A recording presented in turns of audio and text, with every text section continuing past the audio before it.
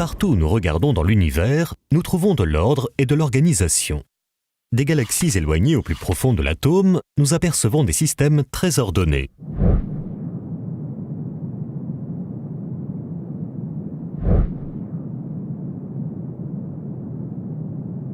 Et d'une manière générale, notre bon sens et notre saine nature reconnaissent que des systèmes ordonnés ne proviennent pas du hasard. Par exemple, dans notre vie de tous les jours, nous rencontrons ce genre de systèmes tout autour de nous. Les systèmes ferroviaires, les systèmes électriques, les systèmes électroniques, les systèmes d'éclairage, ainsi que les systèmes de tuyauterie constituent quelques exemples parmi tant d'autres. L'idée que tous ces systèmes se seraient créés par hasard ne viendrait même pas nous traverser l'esprit. Car, confronté à l'organisation complexe qui domine dans tous ces systèmes, notre raison reconnaît naturellement que le hasard ne peut pas être impliqué. Alors, n'est-il pas raisonnable de penser la même chose d'un système aussi ordonné que l'univers? Prenez un tas de planchettes Kapla par exemple, et lancez-les vers le sol. Pensez-vous pouvoir obtenir par hasard une organisation bien structurée? Alors, n'est-il pas absurde de penser que la matière de l'univers qui s'est éparpillée dans le vide par hasard a pu créer une telle organisation? Ou bien imaginez une reproduction miniature du système solaire dont les planètes seraient représentées par des billes qui tourneraient grâce à un système compliqué d'engrenages et de courroies. Serait-il possible de vous convaincre que cette reproduction s'est créée par hasard? Alors, si on ne peut pas arriver à croire qu'une telle reproduction puisse apparaître par hasard, comment pourrait-on penser que l'original, bien plus complexe, est apparu, lui, par hasard? L'idée que l'univers serait apparu accidentellement n'est-elle donc pas complètement illogique? Car, confronté à l'organisation si majestueuse et à la complexité qui se dégage de l'univers, n'est-il pas irrationnel de penser que tout cela soit apparu par hasard?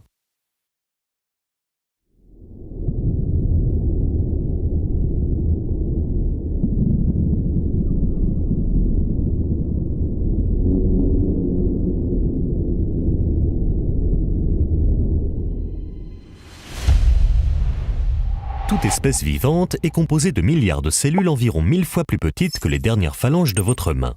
Ces cellules représentent la base de la vie et sont considérées comme la forme de vie la plus basique et la plus simple. Malgré tout, si on pénétrait par l'un des orifices d'une cellule vivante, on découvrirait un monde d'une complexité ahurissante sous le règne d'une technologie très avancée. Toutes sortes de machines semblables à des robots se présenteraient à nos regards dans toutes les directions. Par exemple, les molécules appelées kinésines ressemblent à des robots avec des jambes et des bras. Un peu comme des facteurs, leur rôle est de délivrer des paquets de protéines d'une partie de la cellule à une autre.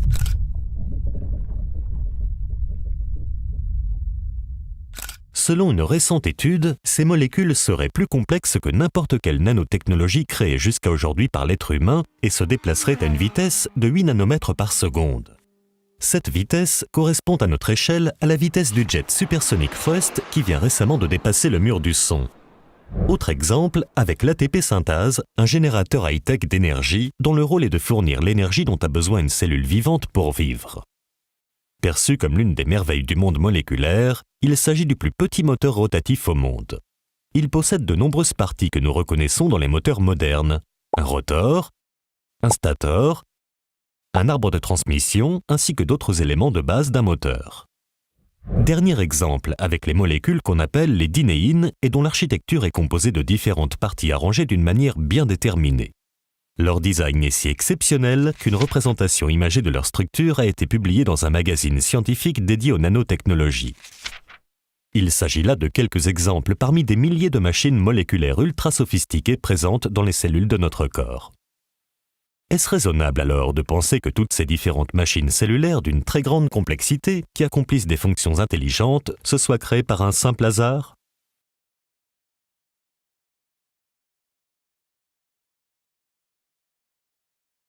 Avec ce qui a été découvert par la biologie moléculaire et ce qui a été découvert par la génétique, je connais plusieurs scientifiques célèbres en France qui sont tellement impressionnés par ces données,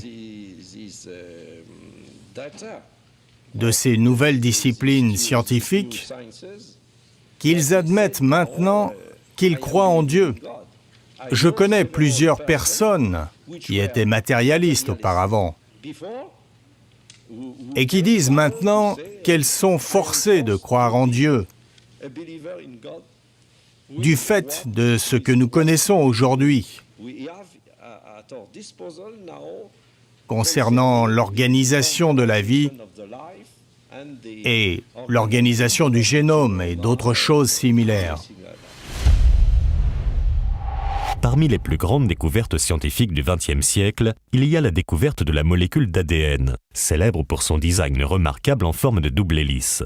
Cette molécule est un système de stockage d'informations, tout comme un disque dur, mais beaucoup plus complexe et sophistiqué.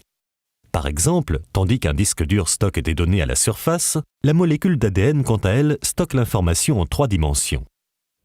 En termes de capacité, cette fois-ci, on estime qu'un gramme d'ADN pourrait stocker 455 milliards de gigaoctets de données, ce qui dépasse de loin la capacité des disques durs les plus avancés. Mais le plus impressionnant est sans doute la densité de la molécule d'ADN. Cette molécule est si compacte qu'on estime que si l'on alignait côte à côte tout l'ADN présent dans notre corps, la longueur atteindrait 100 fois la distance entre la Terre et le Soleil. L'ADN est donc une banque de données incroyable qui surpasse de loin n'importe quel système de stockage inventé par l'être humain jusqu'à ce jour. Mais vous n'êtes pas au bout de vos surprises. Chaque seconde, des milliards de machines moléculaires copient votre ADN en molécules d'ARN afin de créer par la suite des protéines. Dans ce processus de création de protéines, divers éléments chimiques travaillent ensemble en parfaite coordination. Lorsque vous voyez divers éléments électroniques travailler ensemble avec harmonie, comme des machines robotisées dans des usines par exemple, pourriez-vous penser une seule seconde que cela provient du hasard? Alors, comment penser cela lorsque l'on voit quelque chose de similaire dans une cellule vivante? L'idée que cela pourrait être le fruit du hasard est tellement illogique que même l'athée le plus influent du XXe siècle l'a reconnu. Après avoir milité pendant 54 ans en faveur de l'athéisme, le célèbre philosophe anglais Anthony Flew fut si stupéfait par ce processus de création des protéines qu'il accepta l'existence de Dieu en 2004. Je pense que les récentes découvertes autour de la molécule d'ADN ont montré une complexité tellement incroyable dans les arrangements qui sont nécessaires pour produire la vie, qu'une intelligence doit forcément avoir été impliquée afin de permettre à ces éléments chimiques, si différents les uns des autres, de travailler ensemble.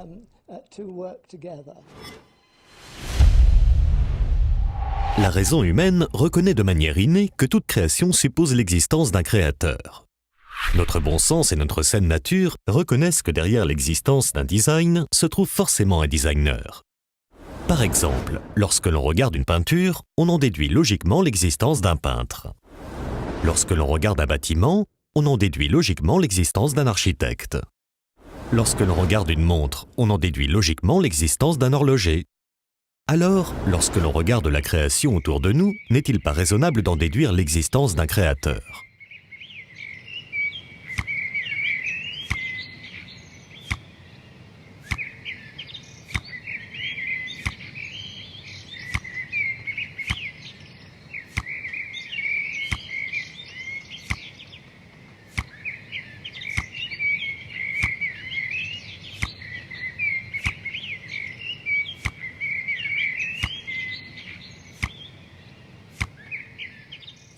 Depuis Darwin, cette logique est en revanche remise en cause par la théorie de l'évolution.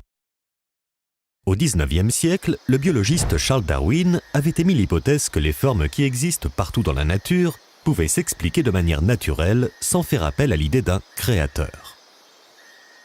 Cette hypothèse de Charles Darwin donna ensuite naissance à la théorie de l'évolution. Selon cette théorie, tous les êtres vivants auraient évolué petit à petit, avec le temps, par de petites modifications successives, à l'aide de 2 mécanismes naturels: les mutations génétiques et la sélection naturelle. Aucun créateur ne serait donc à l'origine des espèces vivantes, car ces 2 mécanismes auraient le pouvoir de faire évoluer une espèce vers une autre. Alors, est-ce raisonnable de penser cela ? La sélection naturelle est un processus simple qui stipule que les êtres vivants qui s'adaptent le mieux aux conditions naturelles de leur environnement vaincront et survivront, tandis que ceux qui n'y arrivent pas disparaîtront. Autrement dit, selon la théorie de l'évolution, La nature sélectionne naturellement les espèces les plus adaptées à leur environnement pour les faire survivre et sélectionne naturellement les espèces les moins adaptées à leur environnement pour les faire disparaître. Par exemple, si une gazelle court plus vite qu'une autre, elle échappera plus facilement à un guépard et aura plus de possibilités de survivre car elle aura été plus adaptée à son environnement. C'est ce qu'on appelle la survie du plus apte.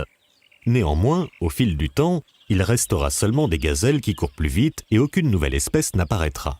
Car le fait que des gazelles qui courent plus vite que d'autres survivent parce qu'elles sont plus adaptées à leur environnement ne va pas les faire évoluer vers une autre espèce. Conscient de cela, Darwin avoua lui-même dans une lettre que la sélection naturelle toute seule n'avait aucun pouvoir de faire évoluer une espèce vers une autre.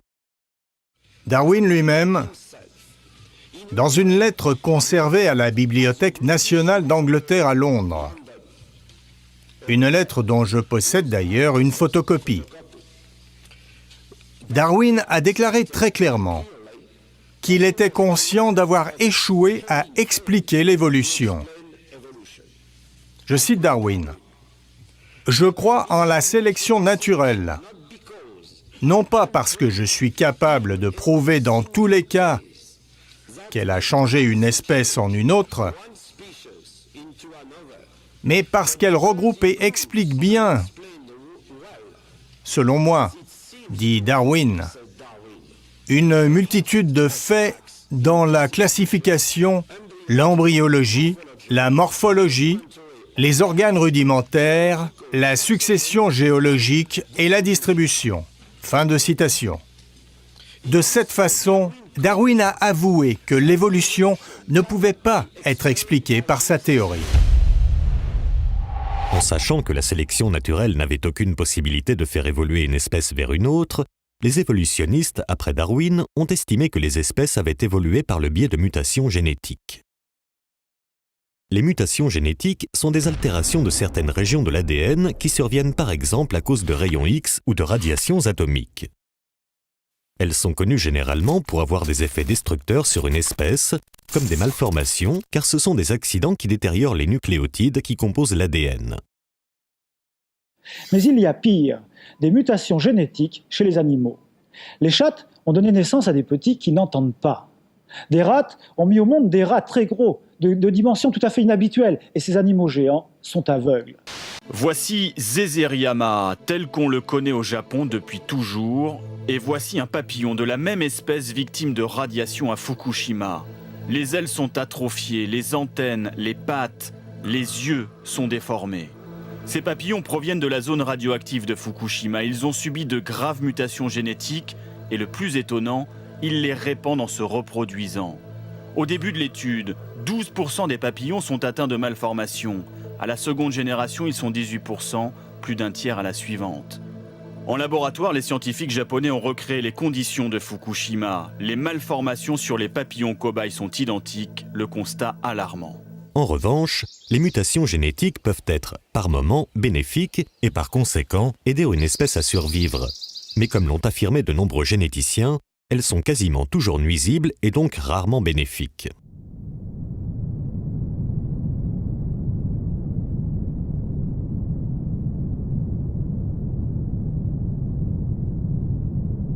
En effet, la plupart des mutations produisent des anomalies, des maladies, des détériorations de la viabilité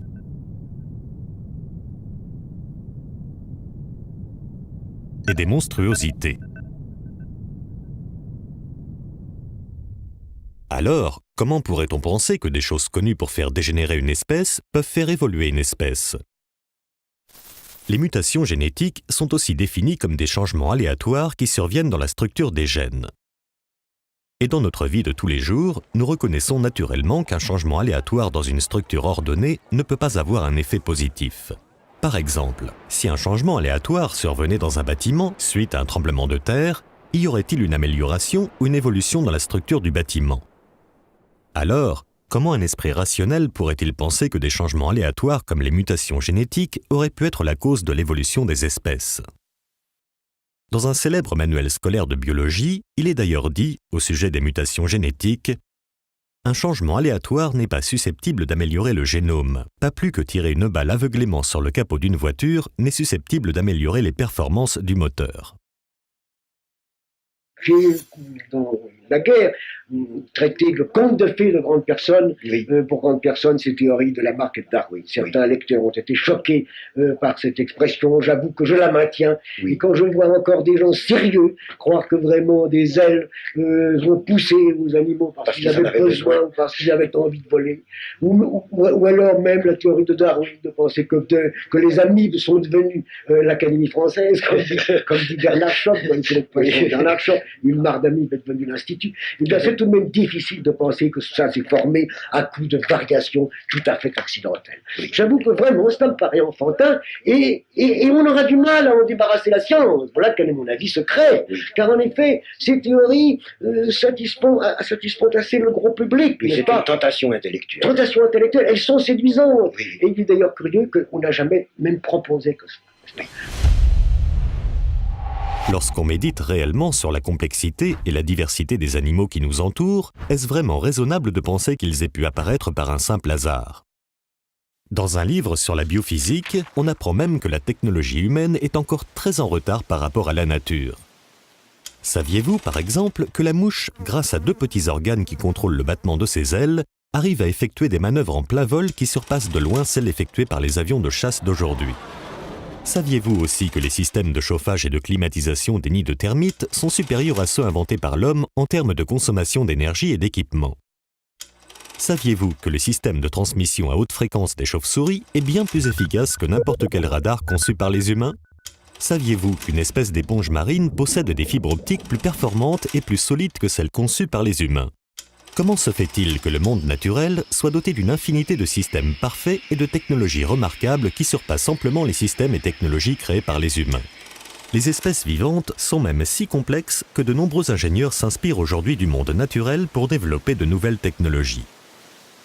Saviez-vous, par exemple, qu'un télescope à rayons X a été conçu en imitant l'œil du homard ? Car l'œil du homard est composé, sur certaines espèces, d'environ 3000 facettes carrées réfléchissantes formant un réseau optique avec un champ de vision de 180 degrés. Par conséquent, le homard a la capacité de voir les images autour de lui sans que son œil tourne. Saviez-vous que des robots waterproof, utilisés dans des opérations de sauvetage, ont été créés en imitant un poisson tropical appelé le poisson-couteau ? Car le poisson-couteau est connu pour sa manœuvrabilité hors du commun et une agilité digne d'un vrai acrobate. Avec sa nageoire tout en longueur, il arrive à se déplacer dans toutes les directions, aussi bien en avant qu'en arrière, ainsi qu'à la verticale, quasiment instantanément. Saviez-vous que l'avant d'un TGV japonais a été conçu en imitant le bec de l'oiseau martin-pêcheur ? Car le bec du martin-pêcheur a une forme idéale pour une transition fluide de l'air à l'eau. Ce changement de pression de l'air à l'eau est similaire à celui qu'un train expérimente lorsqu'il quitte un tunnel. Les ingénieurs japonais ont donc décidé de reconstruire l'avant du train en reproduisant le design du bec du martin-pêcheur, ce qui a permis de réduire le bruit des trains, mais aussi leur consommation d'énergie de 15%. Saviez-vous aussi que la surface la plus imperméable qui existe a été créée avec des soies d'araignée ? Et qu'une nouvelle technologie d'affichage a été créée en s'inspirant du système de réfléchissement de la lumière présent dans les ailes de certains papillons ? N'y a-t-il donc pas dans la nature tant d'exemples qui devraient nous amener à réfléchir et à nous demander « Est-ce raisonnable de penser que tout ceci soit le fruit de simples accidents ?» Et si on parle ici seulement du monde animal, alors que dire de l'être humain et de son cerveau ? Saviez-vous que le cerveau humain est plus complexe que n'importe quel ordinateur que nous avons créé ? On nous présente, et on a bien raison de nous présenter par exemple le LEM, vous savez, qui arrive sur la Lune avec un ordinateur qui lui permet de calculer la distance qu'il sépare de la surface de la Lune, grâce auquel il va ralentir sa vitesse petit à petit jusqu'à ce qu'il arrive à la surface du sol lunaire en faisant quasiment du surplace, n'est-ce pas ? Il y a donc un ordinateur qui règle la vitesse et un système de freinage. Il y a aussi un système directionnel, parce que si l'objectif qui est visé ici, si le LEM s'en écarte, il va y avoir des petites fusées latérales qui vont rétablir le mouvement. C'est une merveille. Mais nous qui faisons ça, Nous avons à notre disposition cet ordinateur qui nous permet de régler la vitesse pour nous arrêter juste au but, qui nous permet de régler la direction pour ne pas nous écarter de la direction. Et ça, c'est un geste extrêmement simple. Mais nous faisons des choses terriblement compliquées à chaque instant et qui changent tout le temps. La complexité du cerveau et de certains membres du corps humain constitue sans doute l'une des objections les plus sérieuses à la théorie de l'évolution.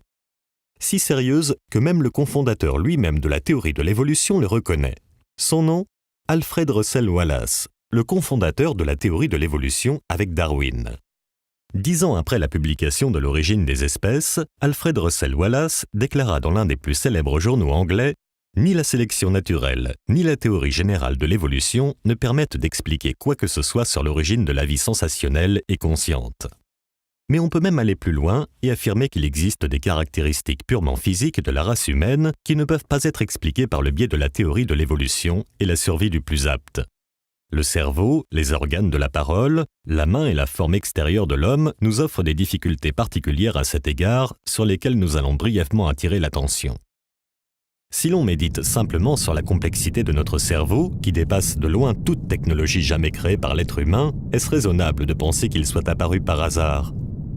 Si l'on médite sur sa composition avec des centaines de milliards de neurones et ses impulsions électriques circulant à une vitesse d'environ 100 mètres par seconde, comment un esprit rationnel peut-il penser que cela provient du hasard ?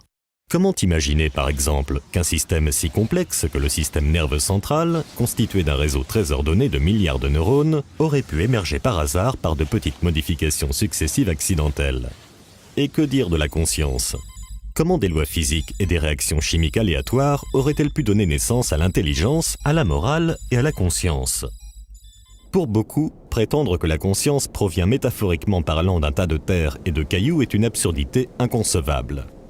Lorsqu'on médite réellement sur nous-mêmes et sur notre corps, n'est-il pas difficile de croire que toutes ces perfections est le résultat de simples accidents ? Saviez-vous, par exemple, que notre corps est composé de plus de 100 000 km de vaisseaux sanguins, d'environ 25 000 km de bronches, de 800 millions d'alvéoles, de 10 000 bourgeons gustatifs, de 250 récepteurs sensoriels par centimètre carré de peau, de plus de 600 muscles, de 10 à 25 millions de récepteurs olfactifs et de 100 000 milliards de cellules. Alors, comment un esprit sain peut-il croire qu'un organisme si sophistiqué soit le résultat de causes accidentelles ? Moi, je ne peux pas arriver à penser que par une série de petites mutations fortuites, les êtres les plus compliqués, les êtres supérieurs se sont formés. Remarquez, le problème est peut-être moins affolant pour un botaniste que pour un biologiste. Il l'est encore davantage. À vous trouver. J'ai l'impression quand même qu'il est moins terrible de se demander comment s'est formé un chêne ou un sapin que de se demander comment s'est formé un homme.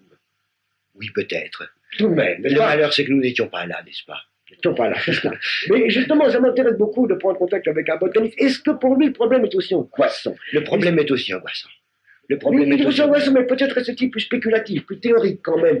Tout de même, vous avez les formes supérieures des végétaux, oui. Mais vous n'avez pas ce terrible, je pense, ce mot terrible, ce terrible aboutissement du cerveau humain et de la pensée, n'est-ce pas ? Oui, bien sûr. Le problème plus dramatique. Oui.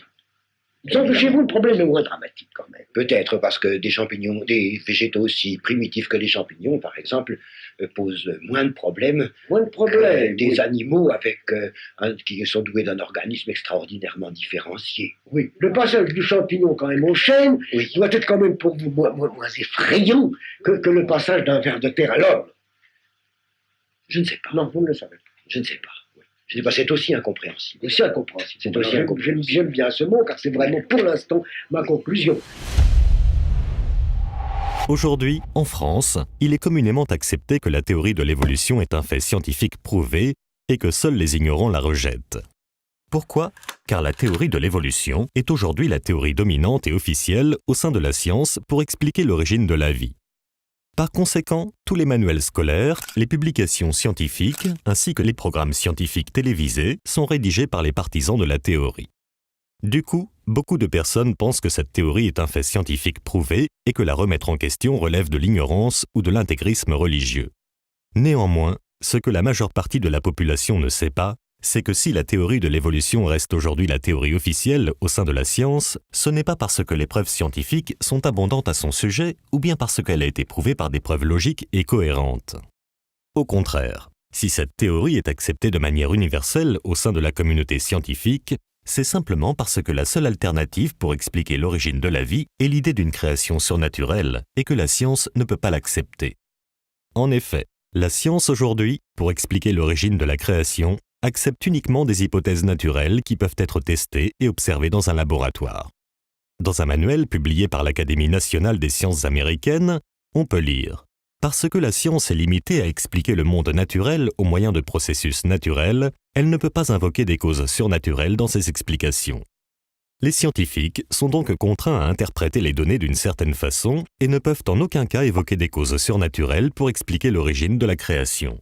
Donc, étant donné que la théorie de l'évolution est la seule explication naturelle possible concernant l'origine de la vie, alors toutes les données scientifiques vont nécessairement être interprétées suivant le scénario de l'évolution.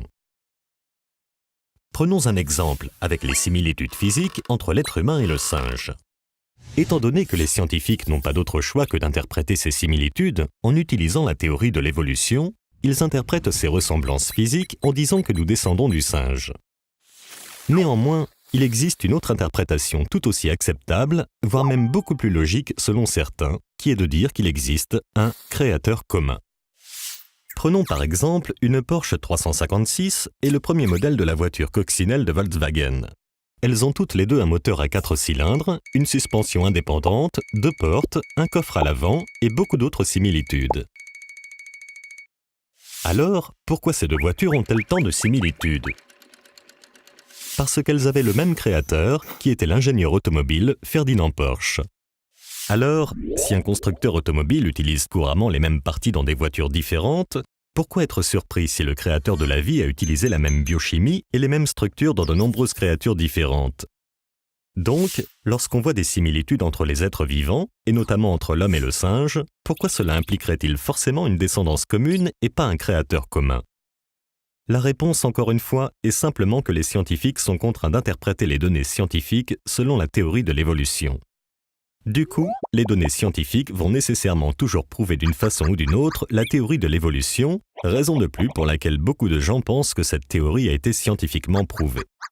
Les données scientifiques ne réfutent donc pas l'hypothèse d'un créateur, mais c'est uniquement l'interprétation qu'on fait de ces données scientifiques qui semble contredire l'idée d'un créateur.